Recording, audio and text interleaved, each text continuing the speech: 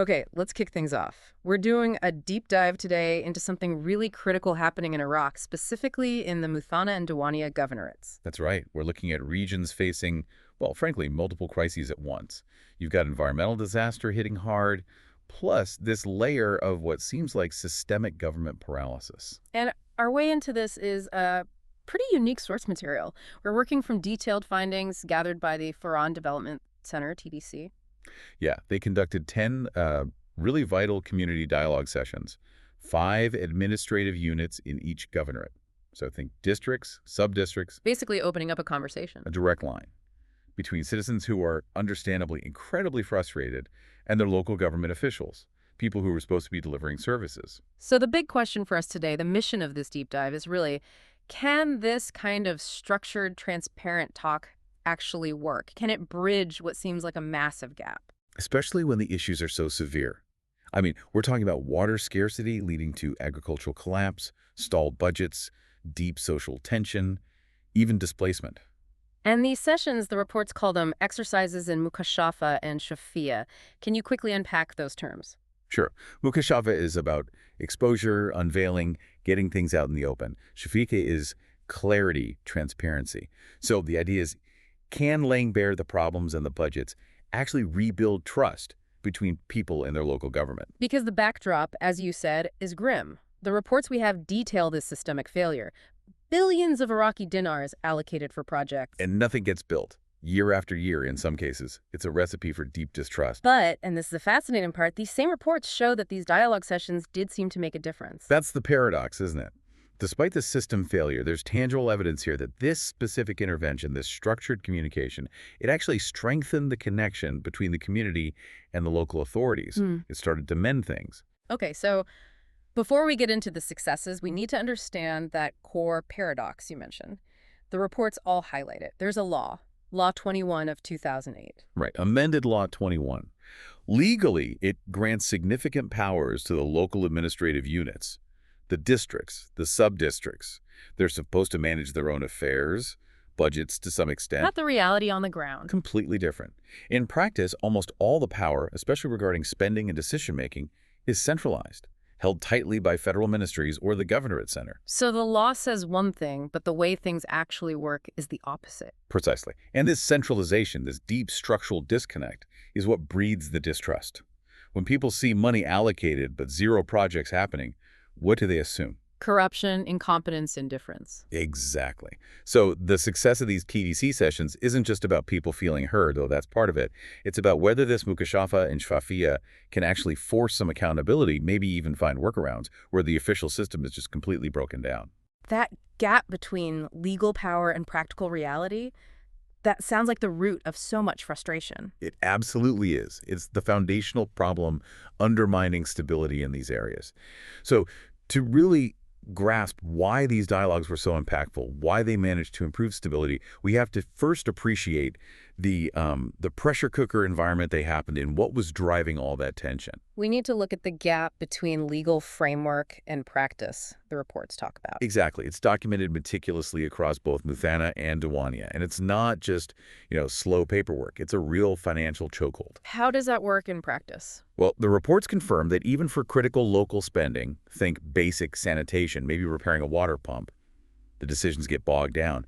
They need these lengthy, complex approvals From way up the chain. from the Federal Ministries of Finance and Planning in Baghdad, or alternatively, the Governorate Center itself just kind of monopolizes the spending authority. It bypasses the local units entirely. Right. So if I'm the commissioner, say in El Kahir or Al Saniya, the law 21 tells me I have the authority to manage local affairs. But you don't control the purse strings. The money's locked up somewhere else.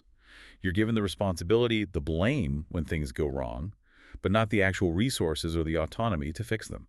That sounds incredibly frustrating for those local officials, too. It is, and it gets worse. The reports state that local administrators aren't just blocked.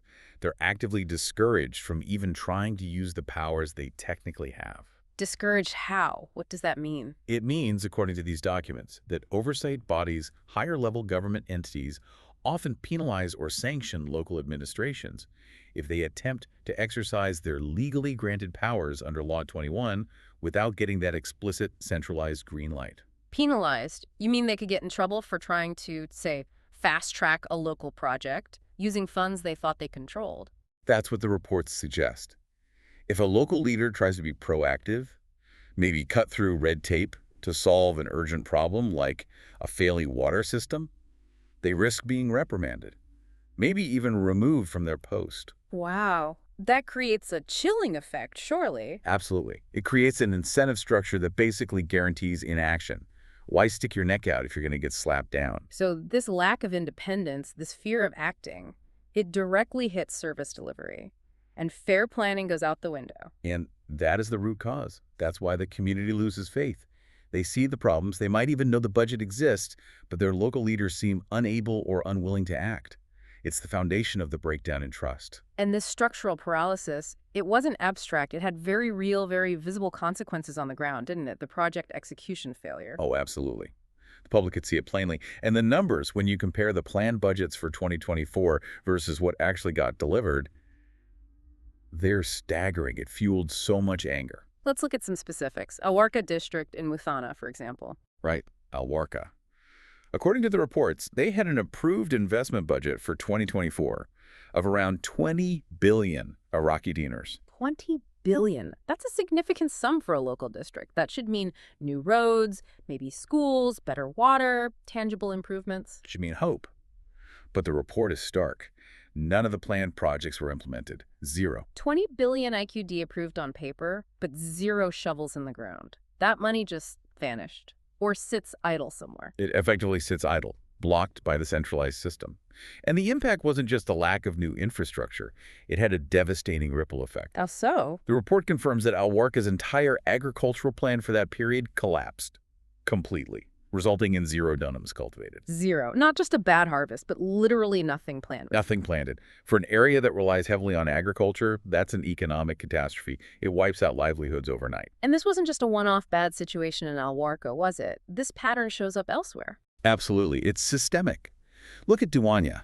In the Aldegar district, the report shows a 14 billion IQD investment budget approved for 2024.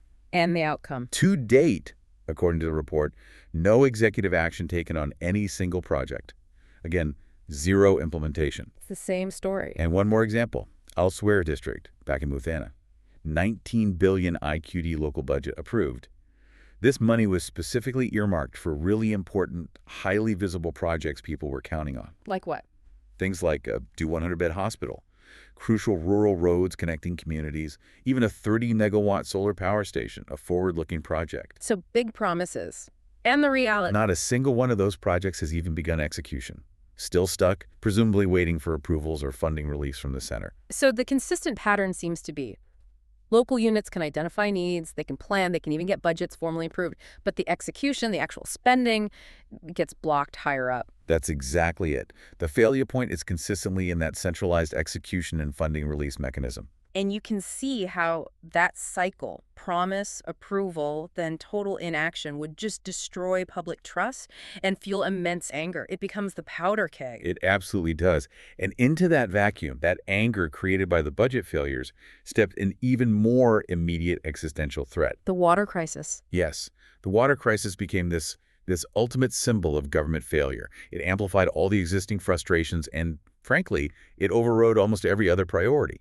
It became about survival. The agricultural collapse figures you mentioned 0 dunams in Alsania and Alwarka for the upcoming season that speaks volumes about the social stability impact. It's devastating. When agriculture, the bedrock of the local economy, just vanishes because the water runs out, the social consequences are immediate and severe. People can't feed their families. They have no income. And the basic infrastructure for life, drinking water, that failed too. Critically, in Aldegara, the report highlights 34 drinking water pumping stations were shut down. 34, because the water sources dried up or shrank so much. 34 stations offline. That means entire communities potentially without safe drinking water. Life literally becomes untenable. Exactly. And that level of infrastructure collapse directly fuels social breakdown. The reports document significant internal displacement already happening in Alwarka. People are leaving their homes? Yes. Families migrating from the rural areas, either moving to the district center, hoping for better services, or leaving the province entirely. Moving to places like Karbala or Najaf, just searching for work, for reliable water. And other areas were at risk. High risk. Alsania and Aldegara were flagged as facing a serious threat of rural displacement. This isn't just an economic problem, it tears apart the social fabric of these communities. Families, clans, villages potentially dispersing. So these dialogue sessions, the TDC intervention, they weren't just dealing with abstract budget complaints. They were happening in the middle of a full-blown human crisis, worsened by the government's inability to act. Precisely. The dialogues became essential, not just for venting, but as a potential pathway to finding solutions, any solutions, to mitigate this ongoing crisis and start rebuilding that shattered community stability. Okay, so given that backdrop, the displacement, the zero cultivation, the sheer scale of the crisis, the need for dialogue wasn't just helpful, it was, well, urgent. Absolutely critical. And this is where the TDC's focus on Mukashafa and Shafia, transparency and accountability, really comes into play. It wasn't just about talking, it was about restructuring the conversation. How did that work? How did the dialogue channel that deep, justifiable anger over the failures into something productive? What's really striking in the reports is that the communities, once they had this platform, didn't just complain about projects not happening. They actually started diagnosing why. They were digging into the systemic failures. So they moved beyond just listing grievances. Yes. A primary issue identified pretty much across the board in both Muthanna and Diwaniyah was the consistent absence of quarterly implementation reports. Ah, the information vacuum again. If you're a citizen, you hear about a budget, maybe see a plan, but then nothing. You have no official way to track progress, or lack thereof. Exactly. No idea if the money was even released from Baghdad or which specific ministry or department is holding things up. It completely prevents any meaningful community oversight. This lack of Shafia, this lack of clarity, it basically shields the centralized system, doesn't it? It's the perfect defense for inaction. So the communities, through these dialogues, fought back against that secrecy. The reports show a key collective recommendation emerged. They insisted on the formal enforcement of a specific piece of law. Which law was that? Article 7, Clause 5 of the amended Law 21/2008. And what does Article 7.5 require? It specifically obliges the provincial councils, the higher level, to do two crucial things. First, publish the budget publicly. Second, and this is vital, hold public hearings with citizens before the budget is even approved. Ah, so transparency right at the start of the process. Exactly. Hmm. It forces Mukashafa the exposure, the unveiling right at the planning stage. The idea is to prevent the secrecy later on that allows projects to just stall indefinitely.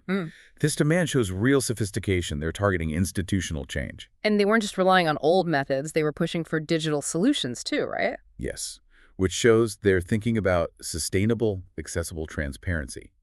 Citizens in Aldegara specifically requested an electronic transparency platform. A website or something similar? Presumably.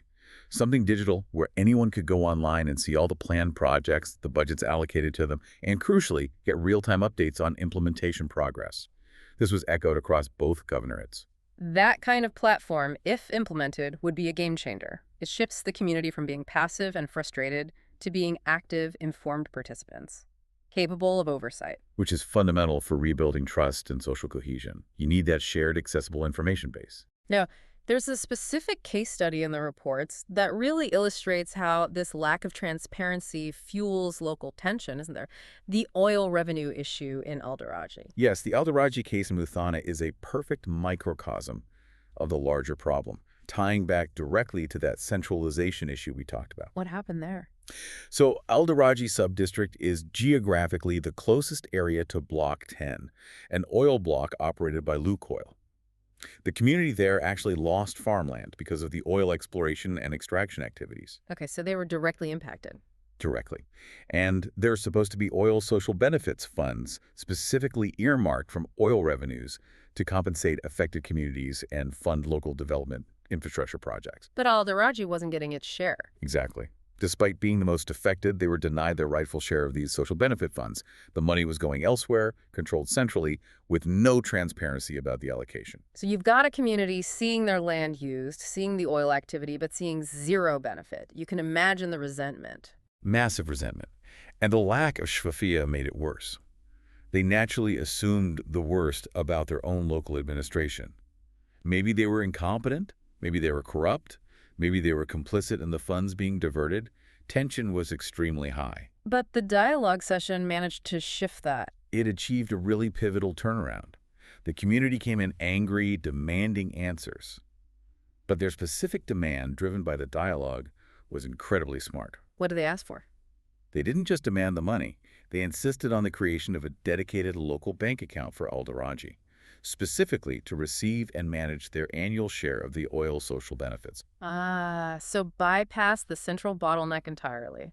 Local control, local transparency. Precisely. A demand for financial shafia right at the sub-district level. They wanted guarantees the money would be used for their infrastructure under their watch. That's a powerful move towards local financial empowerment. And is the catalyst for cohesion. The report states the outcome was a formal agreement reached during the session between the local community leaders and the Alderaji Directorate. An agreement to do what? To coordinate their efforts, to work together. They stopped seeing each other as the problem. Instead, they agreed to jointly lobby the higher levels, the provincial government, the federal government, to fight for Alderaji's rights and get that dedicated account set up. So the dialogue achieved mukashafa. It exposed the real problem wasn't local corruption, but centralized control. And that led to a unified front. Exactly. They shifted from mutual suspicion and antagonism to shared advocacy. That's a massive win for social cohesion right there. The local administration went from being the target of anger to being a partner in the struggle. That transformation, seeing the local administration as an ally against higher-level dysfunction, that really is a sign of repaired social stability, isn't it? It really is. It shows the power of the TDC program's approach. Get people in a room, provide the facts, facilitate the mukashafa, and suddenly the assumptions fall away. The anger gets redirected to the actual source of the problem. The structural failures in partnerships can form. Okay, let's broaden out again. There's another systemic issue identified that was causing friction, not just between citizens and government, but between different local areas within the same governorate. Yes, the reports diagnose a major problem with how funds were being allocated in the first place. The reliance solely on population size. Just counting heads, basically. Pretty much. Allocations for crucial development and service funds were based only on how many people lived in a district or sub-district. And the problem with that is It completely ignores the reality of need. It doesn't factor in poverty rates, levels of deprivation, the state of existing infrastructure. These are huge drivers of instability and need. so a small but incredibly poor area might get far less funding than a larger, relatively better-off town center. Exactly. The report specifically mentioned areas like Al-Sadir and Al-Saniya in Diwaniyah as victims of this. They were recognized as deeply deprived areas, desperate for investment in basic services. But because their populations were smaller. They received disproportionately small allocations under this formula, which just fuels this sense of injustice and resentment, not just towards the government, but potentially towards neighboring districts that get more funding. It confirms the feeling that the system is rigged, that it's fundamentally unfair. So the recommendation wasn't just for more transparency, but for a fairer method of distribution aimed at reducing those internal tensions. Precisely. A key recommendation emerging from the dialogues, urged upon both the Muthanna and Diwaniyah governorate councils, was to fundamentally change the allocation formula, How? to adopt poverty and deprivation indices as the primary basis for financial allocations, to target the money based on actual need, not just population numbers. That seems like common sense, but it would be a major policy shift. A major shift, yes, but one aimed directly at improving stability. By ensuring a fairer distribution, you target resources where they're most desperately needed, you reduce the drivers for local grievance, and critically, you lessen the tension and unhealthy competition between the different administrative units fighting over a limited pot of money. It's a strategic recommendation for province-wide social cohesion. Right, so now we get to the really encouraging part. This is where we see the direct impact of that mukashafa and shfafia. The reports provide concrete evidence that these dialogue sessions genuinely did foster social cohesion. They started to repair that broken relationship between local officials and the public. We see a clear shift described, moving away from just confrontation towards something more cooperative. Definitely. The language used in the individual reports from the districts and sub-districts is quite explicit about this success in easing tensions. Let's take Niffer Subdistrict in Diwaniyah as an example. What did the report say about the outcome there? The Niffer report states the session achieved, and this is a direct quote, strengthening trust and communication between citizens and local authorities. It also mentions enabling civic oversight and constructive dialogue. That sounds like it hit the core objectives dead on. It really does. It confirms that the intended mechanism using accountability and transparency to build bridges wasn't just theoretical. It was actually activated on the ground in NIFR. Suspicions started being replaced by partnership. That's a significant change. It implies people started viewing their local government differently, engaging differently. I think so. And we see similar language elsewhere. Look at Elsewhere District. The report there said the session reinforced the spirit of partnership between local administration and civil society. Partnership, that's a strong word. It suggests more than just communication. It suggests working together. Exactly. It moves beyond just a transactional, we demand you respond interaction. It implies active collaboration, shared goals. That is the definition of improved social cohesion. And what about Al-Sadir? You mentioned that was a particularly deprived area. How did the dialogue impact things there? In Al-Sadir, the report highlights that the process successfully activated direct dialogue between the local government and the community. Importantly, it also notes this promoted community-driven thinking toward alternative solutions. So not just demanding action from the government, but the community itself starting to brainstorm solutions, especially for complex issues like climate change impacts. Precisely. By having the local officials present, being transparent about the constraints, the budget issues, the water scarcity realities that seems to have shifted the dynamic, the officials became less like targets for blame and more like participants in a shared, difficult problem-solving exercise. That shared understanding seems key. But trust isn't just built on understanding, is it? It needs action. Did the report show officials actually responding? This is perhaps the most compelling evidence. Trust is often rebuilt or destroyed in those moments of responsiveness. Did the official listen, and did they do anything? The dialogues created the space for officials to demonstrate a new willingness to act, sometimes immediately. You mentioned an anecdote about the director in NIFR. Yes, it's a fantastic illustration of this.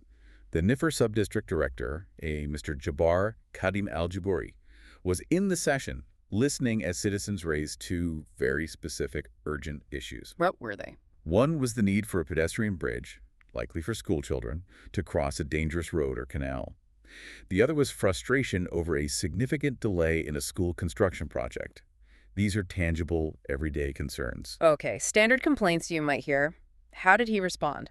He didn't just say, "I'll look into it," or "we'll schedule a meeting." He responded directly and took action right there. First, he confirmed that the pedestrian bridge was actually included in upcoming poverty reduction projects, providing concrete information. Okay, that's good. Information helps. But then, regarding the school delay, he did something remarkable, according to the report. He picked up his phone right there in the middle of the public dialogue session and made an immediate phone call to the relevant person at the Education Directorate to inquire about the delay and push for action. Wow, in front of everyone. In front of everyone. Can you imagine the impact of that? For a community used to feeling ignored, seeing their local leader take immediate, visible action like that, making that call, it's incredibly powerful. Absolutely. It's a tangible demonstration. I hear you. This matters. And I'm using my position right now to try and fix it. That single phone call probably did more to rebuild trust than months of promises. It showed political will. It completely changes the dynamic. Yeah. And it highlights the importance of that mukashafa, the willingness of the official to be open, to expose the process, even make the call publicly. The Research Center actually made a point of acknowledging this kind of positive engagement. They specifically thanked the Commissioner of Al-Warqa, Mr. Salim Zgair Al-Jiashi, in their report for his, quote, cooperation and positive engagement, and his willingness to listen to community concerns. It underscores that this dialogue process needs committed local leaders to work. And there was a similar example in Al-Kithir. Yes, the commissioner there, Salim Shamil Al-Amiri, also made personal commitments during this session. He pledged to personally follow up on specific stalled projects that the community raised as critical. Like the road project. Exactly, like that vital road project connecting Al-Kithir town, the important archaeological site of Al-Warqa ruins, and the main international highway. By taking personal ownership, committing to follow up, the local administration signals it's accepting public accountability for getting results. That's huge for trust. So the dialogues weren't just talk. They led to immediate actions and commitments from local officials. Tangible actions. But beyond that, they also formalized a new way of working together, especially on the bigger issues. What do you mean by formalizing? Well, many of the underlying problems, like the financial centralization we discussed, are simply too big for one local subdistrict director to solve alone. Previously, the community might have felt isolated, battling these huge structural issues by themselves. Which just fuels more tension and despair. Right. But the dialogue sessions helped create a unified approach. This idea of coordinated lobbying emerged. Where the community and the local administration team up. Exactly. They protest together against the higher authorities or the systemic blockages. We saw that clearly in Al-Daraji with the oil revenues. Ah, yes. They agreed to jointly pressure the provincial and federal governments. That's a major philosophical shift. They become unified advocates for their area, leveraging both community pressure and official channels. That unified voice is much stronger, and the process itself builds local cohesion. And did this lead to any new structures to maintain this partnership? Yes, that was another key outcome. The recommendations coming out of the dialogues included proposals for new, formalized joint committees, moving beyond ad hoc meetings to create ongoing structures for collaboration. Can you give an example? Sure. In Diwaniyah, facing that severe risk of displacement due to the water crisis, a recommendation was made to create a joint committee. This committee would include representatives from the local council and civil society, And its purpose? specifically to monitor the displacement risks on an ongoing basis. It acknowledges that this is a shared, continuing crisis that needs constant joint oversight and planning. That makes sense. Any others? In Muthanna, related to the Al-Daraji issue, they proposed a similar joint committee specifically to monitor the social benefits being provided, or not provided, by the oil companies operating in the area. So these committees are designed to keep the shfifia going, to embed the transparency and the partnership into the regular way of doing things. Exactly. They're structured mechanisms to ensure the communication channels stay open, to maintain that co-management approach, and hopefully make sure the positive impact of the dialogue sessions lasts long after the TDC program ends. It's about sustainability. What's really fascinating here is how the sheer intensity of the crisis, particularly the water scarcity, actually seemed to force a shift in perspective during these dialogues. How so? Well, the conversation started with, immediate frustrations, lack of basic services, stalled budgets for traditional infrastructure like roads and sewers. But the water crisis was so overwhelming, so existential, it pushed both the community and the local authorities to look beyond those immediate fixes. Towards more strategic long-term solutions. Exactly. Towards thinking about climate adaptation, resilience. It seems the crisis itself became a catalyst for collaboration on a different level. It's a really important point. The reports show the water crisis triggered some intense debates about the right path forward. Take Al-Shafia subdistrict. It relies entirely on a single water pipeline, making it incredibly vulnerable. So when that pipeline had issues due to scarcity, what was the initial reaction? The immediate, understandable reaction from the local government, pushed by the community, was, let's drill emergency wells, get water from underground. It seems like a quick fix to relieve the pressure. A logical first step, you might think. But the dialogue session brought a crucial counter-perspective into the room, something that likely wouldn't have surfaced so clearly in the old top-down system. Who provided that perspective? The representative from the Ministry of Water Resources. He was present in the session, and he strongly opposed drilling new wells. Why? What was his argument? His argument, according to the report, was extremely serious. He warned that widespread drilling would rapidly deplete the region's already limited groundwater reserves. He called groundwater the province's last line of defense against irreversible desertification and drought. Wow. So a direct clash. Immediate survival need versus long-term ecological preservation. Precisely. The mukashafa of the dialogue session laid bare this difficult trade-off. It forced a much more complex, honest conversation than just demanding more water now. People had to grapple with the potential long-term consequences of the seemingly obvious solution. And did that confrontation, that dose of reality, push people towards different kinds of solutions, more adaptive ones? It seems so. It highlighted the fact that they couldn't just rely on big centralized government projects like new pipelines or massive desalination plants, which, given the budget execution failures, might never materialize anyway. They had to think locally, adaptively. And the NIFR example you mentioned earlier fits here, right, with the solar pumps? Perfectly. In NIFR, instead of just demanding the central government fix the electricity grid or the water infrastructure, the dialogue encouraged a different approach. Citizens were actively encouraged to access loans, specifically through something called the platform, to buy solar energy systems. To power what? To power local water pumps, small-scale wells perhaps, or pumps for existing water sources. It's a decentralized, community-driven solution. And it tackles two problems at once. Exactly. It addresses the water scarcity by providing power for pumping, and it tackles the chronic electricity shortages that plague the region. It fosters self-sufficiency and resilience at the household or community level, rather than waiting for a centralized fix that may never come. So the dialogue sessions didn't just vent frustration, they actively steered the conversation towards these more sustainable, perhaps more realistic solutions. And in doing so, they successfully repositioned renewable energy, particularly solar power, in the minds of both the community and local officials.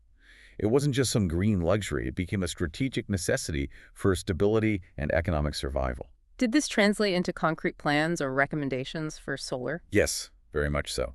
The embrace of solar became a key strategic outcome. The recommendations flowing from these dialogues got quite specific. Remember elsewhere where the big hospital and road projects were stalled? Yes, 19 billion IQD budget, zero execution. Well, one positive outcome from the dialogue there was that land was formally allocated for a significant 30-megawatt solar power station. That's a real commitment. Okay, that's substantial. Any other examples? In El Sadir, the deprived area we discussed, the dialogue resulted in a formal request being made to the Ministry of Electricity to secure 250 dunams of land specifically for another solar power station. So these aren't just small pilot projects. They're planning for potentially significant renewable energy generation at the local level. They represent a strategic pivot. It's about building a different kind of future, one less dependent on failing centralized infrastructure and dwindling water resources. It's trying to build a climate-resilient local economy. Which connects to the idea of turning crisis into opportunity. Absolutely. The final recommendation highlighted in the NIFA report captures this perfectly. It explicitly proposes turning the climate challenges, the water scarcity, the agricultural shifts into actual economic opportunities. Yes. By actively promoting climate-resilient farming techniques, things like drought-resistant crops or different irrigation methods, and by scaling up the use of renewable energy, especially solar, for irrigation and other productive uses. And seeking external support for this. Yes, the recommendation specifically mentions seeking support from international organizations that focus on the green economy. So it's a forward-looking strategy born out of the crisis, facilitated by the dialogue, and aiming for sustainable local development. It shows a unified vision emerging between the community and the administration. Okay, so bringing this all together, the Third Development Centers program facilitated these dialogues, which tackled immediate crises but also fostered this strategic shift. And through it all, they achieved a shared understanding of why things were failing in the first place. Yes, that shared diagnosis is crucial. The process of Mukashafa allowed everyone, citizens and officials alike, to finally agree on the primary systemic blockages that were causing the service failures and the breakdown in trust. And what were those core causes identified across both Muthanna and Diwaniyah? The reports consistently point to four main things. First, as we discussed, that persistent lack of quarterly implementation reports the transparency black hole. Right. Second, the unfair reliance only on population size for allocating funds, which ignored deprivation and fueled resentment. Got it. Third, the crippling financial centralization, the fact that local units couldn't actually spend the money they were supposed to have. The core structural issue. And finally, just weak follow-up and oversight from the provincial councils regarding the execution of projects at the district and sub-district level. Things just fell through the cracks higher up. So getting everyone in the room to acknowledge these as the real problems, that was a major step. A massive step. Because now, at least locally, the community and their administration aren't fighting each other based on assumptions. They share the diagnosis. They know who or what the real opponent is. It's the flawed system, the centralization, the lack of transparency from higher levels. And that shared understanding is the bedrock for working together. #tag outro. So when we synthesize everything from this deep dive, the picture becomes pretty clear. Yes, the huge structural challenges, the financial centralization, the chronic non-execution of vital projects, those are still very much present. They haven't magically disappeared. Right, these dialogues didn't overhaul the entire Iraqi state structure overnight. Of course not. But what the Third Development Centers program demonstrably did provide was that absolutely essential platform for Mukashafa for getting the truth out, exposing the blockages, and for Shafafia for demanding clarity and transparency. And that process, that facilitated honesty, was critical in cooling down the immediate social tensions. And the evidence we've discussed seems really compelling on that front. It wasn't just talk, it led to tangible outcomes locally. Highly specific outcomes. The reports clearly show dialogue fostering better local communication, breaking down hostility.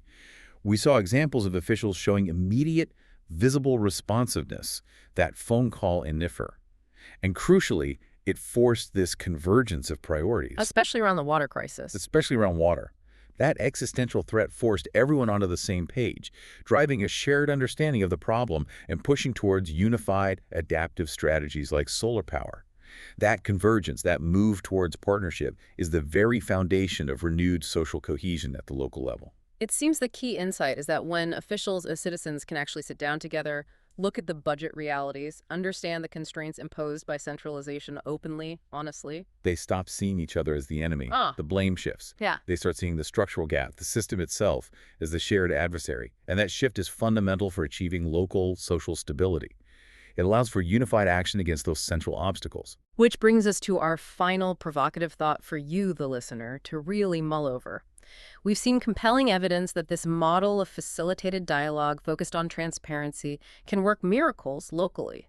It can diffuse tension, rebuild trust, even foster innovative solutions, all despite the massive systemic failures higher up. We saw how the water crisis, paradoxically, acted as a powerful unifier, forcing collaboration. But the long-term success, the sustainability of this renewed local partnership and social cohesion, it feels fragile, doesn't it? It really does. And it seems to hinge entirely on what happens next, at the level above the local districts. Will the provincial councils in Muthanna and Diwaniyah actually act on the key recommendations that emerged from this consensus? Recommendations born directly from this newfound community government alignment. Specifically, will they adopt the poverty and deprivation indices to ensure fairer fund allocation?